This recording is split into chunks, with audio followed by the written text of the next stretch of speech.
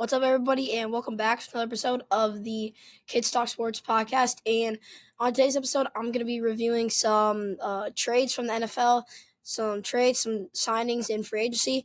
I'm going to be giving you guys my breakdowns on those trades, if they were good or bad. And then I'm going to be talking about some college basketball headlines, giving you guys my predictions of like halfway through the conference tournaments, which team looks the best right now and which team I think is going to win.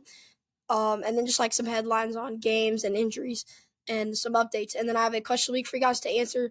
So let's get into it. So we'll start on the NFL side. So the first kind of trade or signing that we're going to talk about was maybe the biggest one, probably the biggest one. DK Metcalf going to the Steelers. I honestly really like this. For the Steelers. DK Metcalf is he's getting a little bit to the older side, but I think he's still a really, really solid receiver. And to pair him up with George Pickens, I think that's a nasty combo if George Pickens can play well. And then the Steelers, if they could get Aaron Rodgers, pair up Aaron Rodgers with George Pickens and DK Metcalf, this would be a pretty solid Steelers team. With the Steelers also getting Darius Slay on their defense. Their defense is looking pretty good. This is kind of the first time in a while we've seen the Steelers make a move like this. As we know, Mike Tomlin, the head coach for the Steelers, he's kind of been around that 9-8 and 10-7 hump, just like that, like last couple seeds in the playoffs, and they never can really make it out of the wild card. So I think this trade right here could really help them get over the hump of just being 9-8 and 10-7. I think I'm really excited to see how they do next year, especially if they could get Aaron Rodgers. I think that would be really good for them. Just to pair them up with, a young talent in George Pickens, and then a really old veteran talent in Aaron Rodgers, and then right in the middle with DK Metcalf. So I would rate that trade at 10 out of 10. I think that was really good by the Steelers to pick up DK Metcalf and Mike Tomlin. The next signing we've got is the Seahawks signed Sam Darnold to a 3-year, $105 million deal. So, This I'm kind of in between on this trade. Obviously, the Seahawks don't have Geno Smith anymore. Sam Darnold's coming off a really, really good year with the Vikings. He was kind of in a pickle. He had a really, really good year with them.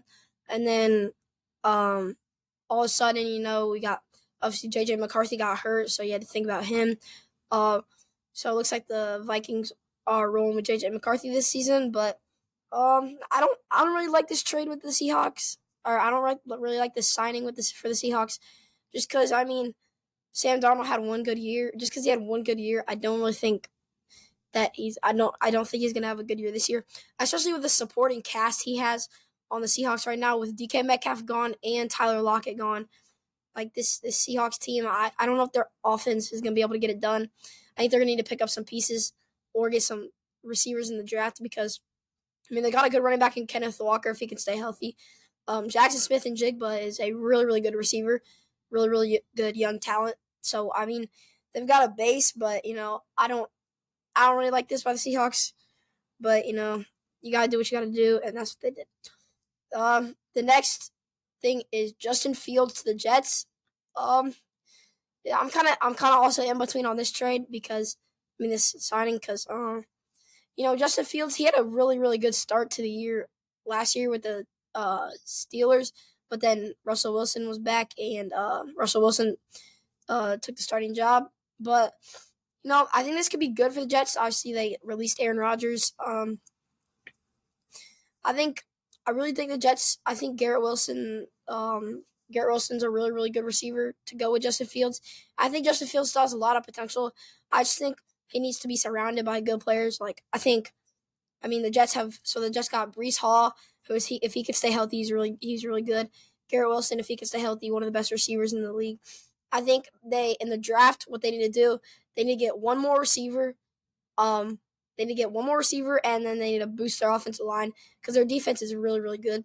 So I think the Steelers would then get Garrett Wilson, maybe like a Trey Harris from Ole Miss later in the round, like later in the second or third round. I think Justin Fields is going to thrive with the Jets, and I think it'll be really, really cool to see him succeed with the Jets. Next up, we've got Evan Engram to the Broncos. Evan Engram, he's honestly, in my eyes, a really, really underrated tight end.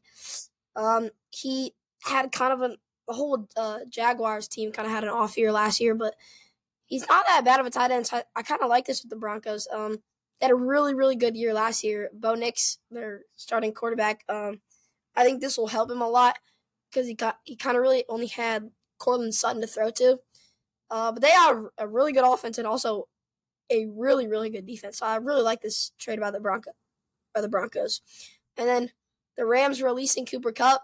I think since the Rams got Devontae Adams, if Cooper Kupp was still on the Rams, that would be a nasty trio. But Devontae Adams and Puka Nacua are going to be a really, really good duo. And that's what we're going to talk about next is Devontae Adams to the Rams, but we already basically talked about that. So the Jets releasing Aaron Rodgers. The Jets, as I said, they did get Justin Fields. So, and Aaron Rodgers also getting old. I don't think that Aaron Rodgers experiment worked out very well for them. So, I kind of like this move of getting rid of him. And then this is one of the more underrated moves that the Bills had. Joey Bosa signs with the Bills on a 1-year, $12.6 million deal. Joey Bosa, he's been battling injuries in LA his entire career. I think if he can get healthy this year, this will really boost for the Bills' defensive line with them getting rid of Von Miller. So I really like this move by the Bills. So to review the NFL section, we've got DK Metcalf to the Steelers, Sam Darnold to the Seahawks, Justin Fields to the Jets, Darius Slay to the Steelers, Evan Engram to the Broncos. The Rams release Cooper Kupp, the Jets release Aaron Rodgers, and Joey Bosa signs with the Bills. And next I'll move on to the college basketball section of this episode.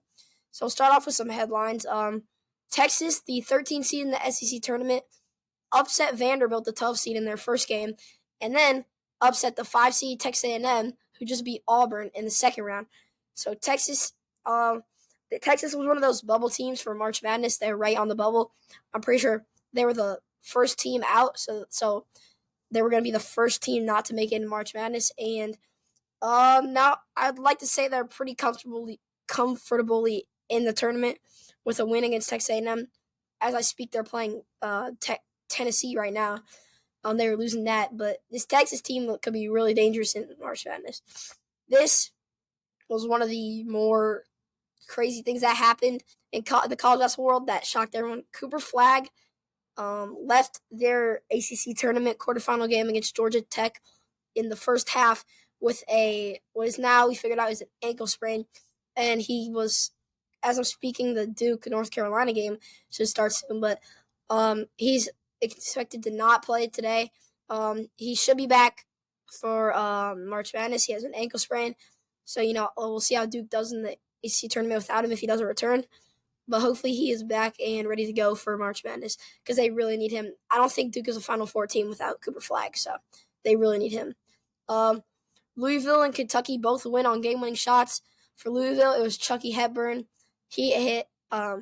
So Louisville missed a shot. They're playing 7 seed Stanford. Stanford gets the ball. It gets tipped out right to Chucky Hepburn at the elbow with like 0.4 seconds left. He just shoots a midi and it goes in. And then for Kentucky, Otega Owe, their point guard, it was about 6 seconds left. He got the ball, they double teamed him. He drove right, and he threw up a left-handed floater from he was in line with the side of the backboard. I don't know how it went in, but they won over Oklahoma, and they move on to play Alabama in the next round. And then most of the tournaments, like the Big Ten, the Big 12, SEC tournaments like that, they're halfway through. So I'm going to be giving you guys my predictions on any of the teams that are still left for who I think is going to win. So for the SEC, I think it's going to be Auburn. If Tennessee, they just beat Ole Miss. If Tennessee wins against Texas, then that'll be a tough game. But I think Auburn will handle the SEC. In the Big 12, I've kind of got a sleeper pick. I have 4 seed BYU. They play Houston tonight. I think they're going to win that, and I think they'll beat whoever is in the championship. BYU is a really, really good team.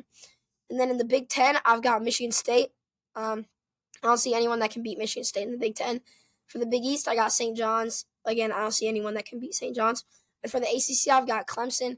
If Cooper Flagg isn't back healthy for this game, I think Clemson wins that. Clemson beat Duke earlier in the season, but I still think Clemson wins that no matter what. And then I've got an announcement to make before this episode ends. So I'm going to be doing a March Madness bracket pool. So I'll be hosting a a March Madness group, and you can go on the ESPN Tournament Challenge app when the Selection Sunday is done on the 16th, and you can join it, and we can all make our brackets to see who wins. So if you want to join that, join it. It'll be going live in a week or two. And then for this week's Crush of the Week, it is who do you think will win the SEC, Big 10, Big 12, and ACC tournaments?